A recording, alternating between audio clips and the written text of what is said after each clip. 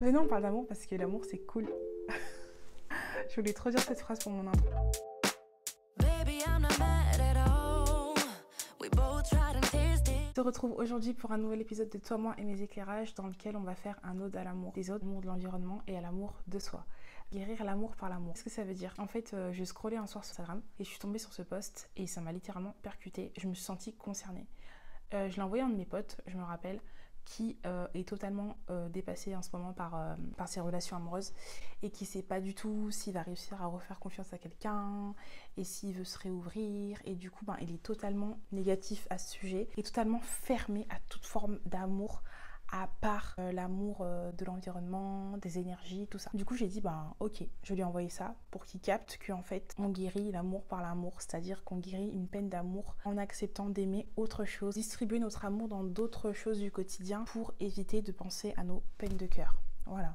Donc en fait cette vidéo c'est un petit peu ça, c'est un ode à l'amour de soi et des personnes qui nous entourent et de nos activités et des choses qu'on aime. En fait quand j'ai tapé le nom de l'épisode, guérir l'amour par l'amour, je me suis dit mais les gens ils vont penser que guérir l'amour par l'amour, en gros, t'as été amoureux et en fait, bim, tu te remets dans une relation type relation. Alors pour celles qui savent pas ce qu'est une relation de pansement, c'est quand tu sors d'une relation, longue ou pas longue, dans laquelle t'as été profondément marqué côté sentimental et qu'en fait, quelques temps après, vite tu te rues dans une nouvelle relation. Genre, t'as même pas le temps de te remettre de ta rupture, que 3 mois, 6 mois après, t'es déjà avec quelqu'un d'autre et tu parles déjà d'avenir, d'engagement, tout ça. C'est une forme utopique de l'amour. Je te dis que la relation d'avant n'a pas compté, ou elle est terminée donc c'est fini. Je tire un trait dessus, hop, et je passe à autre chose avec quelqu'un d'autre. Du coup, la personne qui croise ton chemin, elle est un peu mal barrée. Je dis pas que toutes les relations de pansement sont des relations voie à l'échec, pas du tout. Ça peut être des relations qui durent et qui sont belles aussi. C'est juste qu'il faut être sûr de pas faire du mal à la personne et de pas se faire du mal à soi. Voilà, c'est tout ce que je veux dire. Donc aujourd'hui, on va parler de quoi? On va parler de comment distribuer l'amour qu'on ne donne plus à quelqu'un aux autres choses qui animent notre quotidien. Ton travail, tes activités, ta famille, tes amis, la nature, l'environnement. Grosso modo, si on commence par ton travail. Si tu fais un travail que tu aimes, par exemple, moi je fais un travail que j'aime, facile. Mon attention, mon énergie, je peux la mettre un peu plus dans le travail. Je peux prendre des heures sup sans non plus m'épuiser, donner plus d'attention à mes patients en restant encore plus auprès d'eux, en discutant plus au lieu d'aller me poser, des choses comme ça. Ça permet aussi de délivrer des émotions et de recevoir des émotions positives et d'en délivrer aussi. Après, c'est un travail de bureau, c'est un peu plus compliqué. Je t'avoue qu'en télétravail, je vois mal comment tu peux donner plus de compassion ou d'attention à ton client. Tu vois ce que je veux dire? Je pense que c'est à chacun de voir comment adapter, comment augmenter sa capacité d'attention dans son travail pour ne pas trop penser à nos peines de cœur. Tu vois ce que je veux dire? Nos amis qui nous entourent, généralement, tes vrais amis ont été là pour toi quand ça n'allait pas. Pendant tes phases les plus sombres, tu as pu avoir des gens sur qui compter, un petit noyau dur avec qui tu pouvais discuter des choses qui n'allaient pas, discuter ou pas.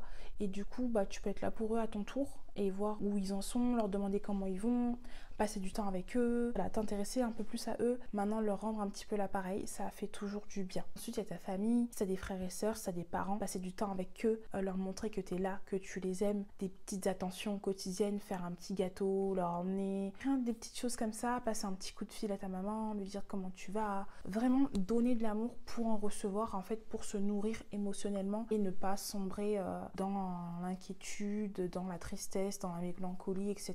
Après, vient la partie qui m'intéresse le plus, c'est l'environnement qui nous entoure. C'est-à-dire que, par exemple, si tu te sens vraiment déprimé, que tu sais plus trop où t'en es, que tu vois plus le bout du chemin, tu peux aussi te servir de l'environnement. C'est-à-dire que moi, j'ai de la chance d'avoir une terrasse et d'avoir le Vercors en face de chez moi. Je t'assure que de me poser sur mon petit transat et regarder le Vercors avec ma playlist dans les oreilles, et ça fait du bien de te reconnecter. Aussi te reconnecter en allant faire une balade dans la forêt, en allant voir une cascade. Un ami qui est super, qui m'emmène faire des balades, qui me fait découvrir des coins de la Drôme, donc c'est super, tu vois. Et du coup, ça me permet de m'apaiser aussi. Rien que le fait d'être reconnecté à la nature, de te dire, mais en fait, tous les jours tu te lèves, tous les jours le soleil se lève, t'as la chance d'être en vie, de pouvoir sentir, regarder, avoir les sensations du vent, toucher de l'eau.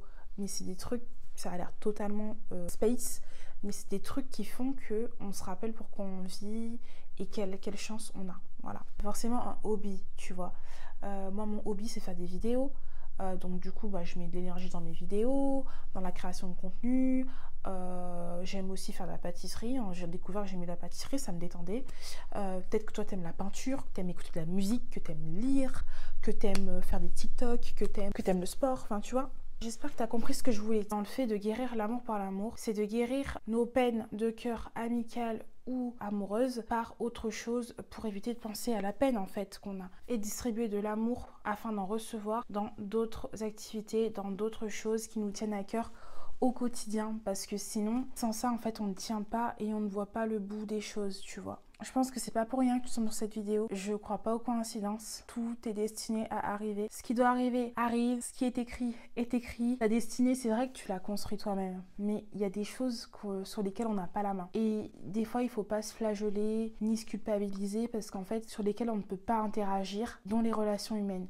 Le tout, c'est d'être capable de reconnaître quand on a fait des erreurs, quand on a des torts, quand on a blessé ou quand on a trop donné ou qu'on s'est trop laissé aller, qu'on a trop pris la confiance. Le tout, c'est de prendre le temps de penser à tout ça, voir ce que tu peux en faire et après devenir une meilleure personne pour la personne qui t'attend après, pouvoir créer une nouvelle histoire, pour pouvoir avoir une nouvelle amitié. Le tout, c'est de penser à après, de ne pas oublier le passé, de le prendre parce qu'il a existé, d'en faire quelque chose pour qu'après ça soit mieux. Et de ne pas te fermer à l'amour parce que tu ne peux pas éviter l'amour. L'amour est partout autour de nous, de différentes façons, on est d'accord, mais il est quand même là.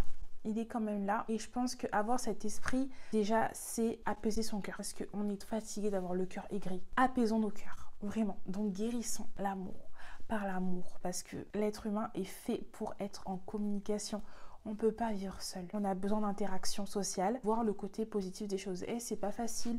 Surtout, moi, je vous parle, je suis une pessimiste de base. C'est-à-dire que je vois tout en noir. Et je travaille dessus. Donc, je pense qu'au travers de mon podcast, on peut y arriver. La team pessimiste, on peut niquer le noir pour voir du rose, du rouge, du jaune, la couleur que tu veux, mais pas du noir. Pas du désespoir, de l'espoir. Ma mère, elle me dit tout le temps, l'espoir fait vivre. Voilà, c'est la fin de cette vidéo. J'espère que tu as compris à peu près ce que je voulais dire. Ma vision n'est pas la seule qui est correcte. C'est pas du tout ce que je dis. En gros, c'est juste pour te faire comprendre comment moi je le vois. Hâte de te retrouver pour le prochain épisode de Toi, moi et mes éclairages. En attendant, prends soin de toi et je te fais des bisous.